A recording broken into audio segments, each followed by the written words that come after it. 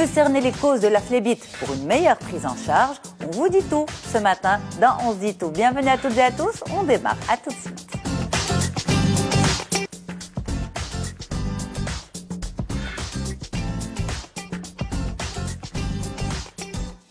Hasna Regadi, merci beaucoup d'être là. C'est un plaisir de vous recevoir. Vous êtes angiologue et phlébologue. Exactement. Alors aujourd'hui avec vous, le point sur la phlébite. Qu'est-ce que c'est que la phlébite exactement? Nos équipes ont préparé une définition et on vient en studio ensuite pour parler de la prise en charge. On regarde ça en images.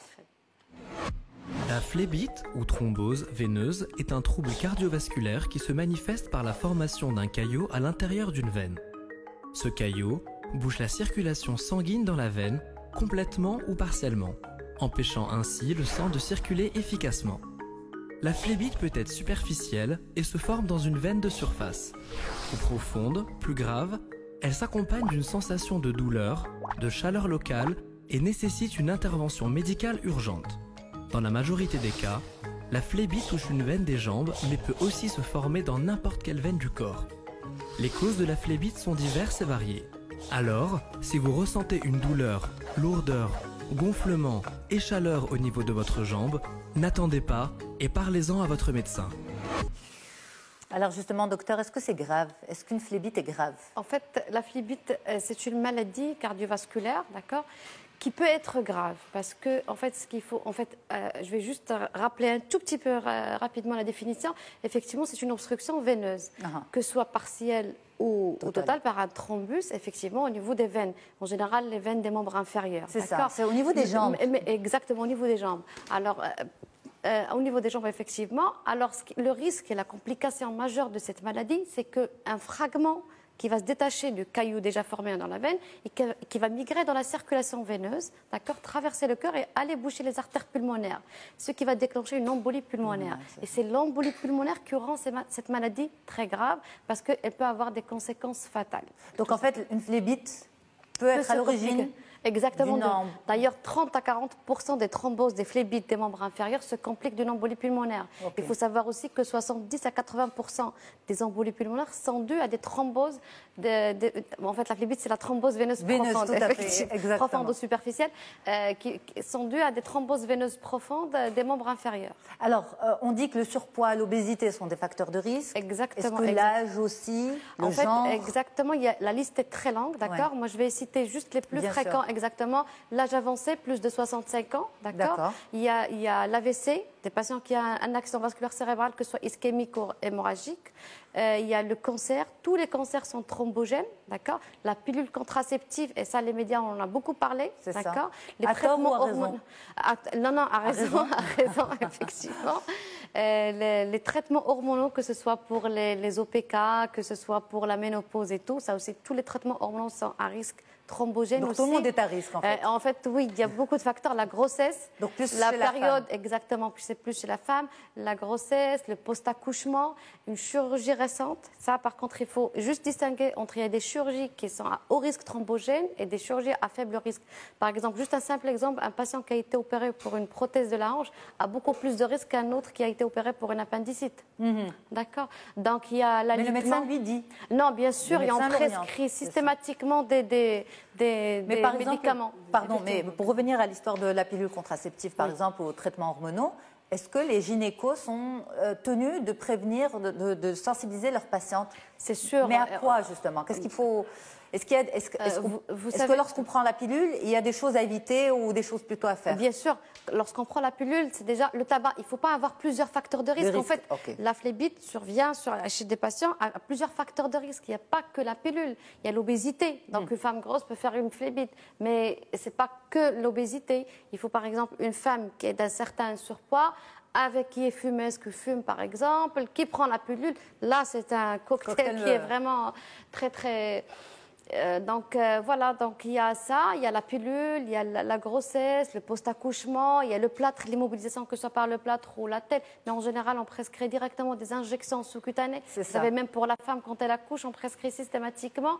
Il y a aussi les cancers, on vient de le dire. Il y a un autre facteur de risque qui est très important, c'est que l'antécédent de thrombose, de phlébite ou d'embolie pulmonaire. Si quelqu'un l'a déjà fait. Et il y a eu effectivement déjà fait une thrombose veineuse profonde, a 3 fois plus de risque de refaire faire un deuxième épisode. Ok. Alors, ça veut dire, si on vous suit, il y a des facteurs de risque. Il ne faut surtout pas les associer. Et puis, la thrombose veineuse, si on en a peur, c'est parce que ça peut déclencher une embolie pulmonaire. Exactement. Alors, ça veut dire quoi? Ça veut dire que si jamais ça arrive, on a le temps de réagir ou c'est forcément fatal très vite? Non, pas du tout. C'est pas forcément fatal très vite. Non, pas du tout. Comme je vous ai dit, c'est juste 30 à 40%.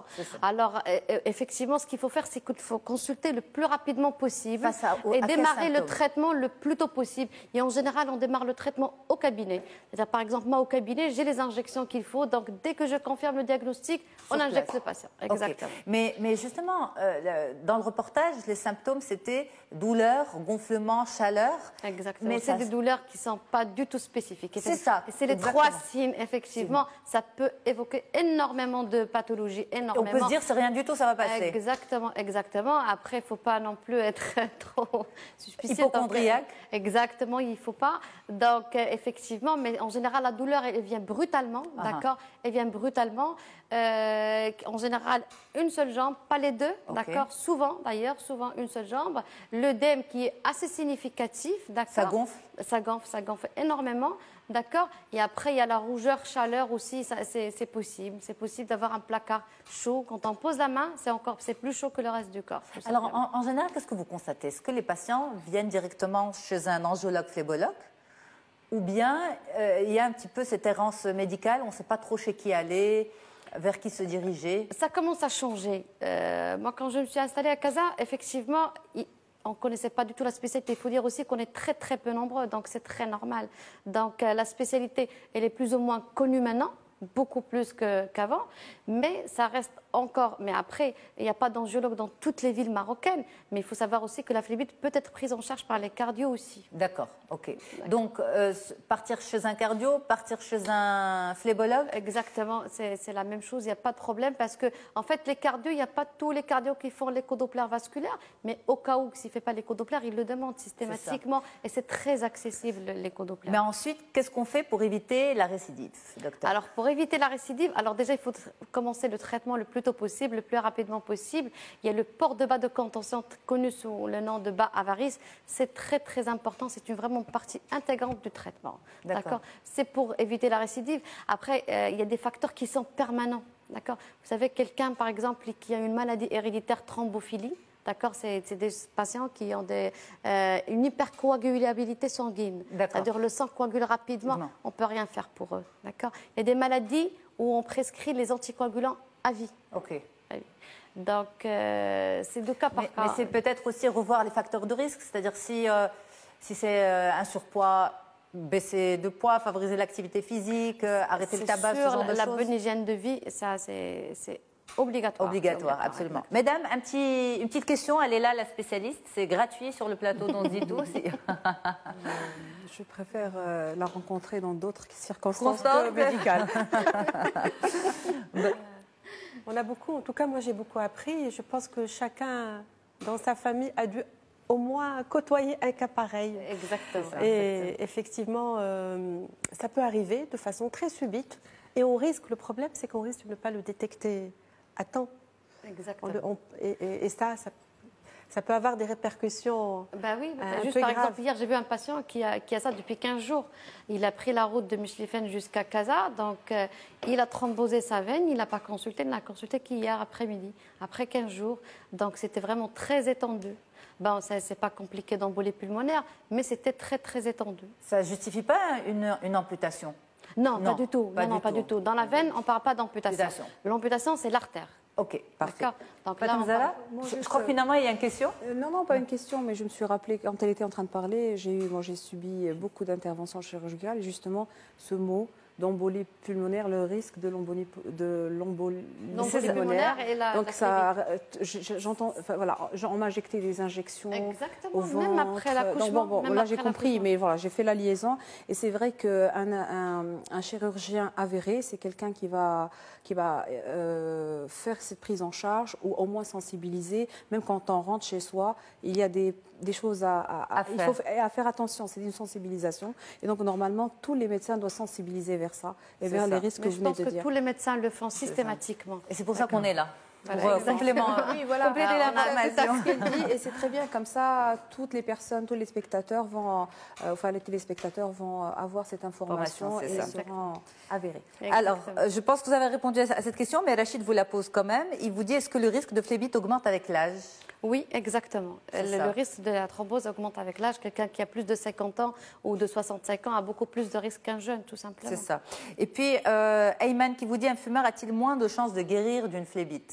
Non, pas du tout, mais a plus de chances de faire une phlébite. Exactement. Voilà, Ayman, il faut arrêter de fumer pour ne pas faire de phlébite. Merci beaucoup, docteur. C'était un plaisir de vous avoir. Hasna Rgadi.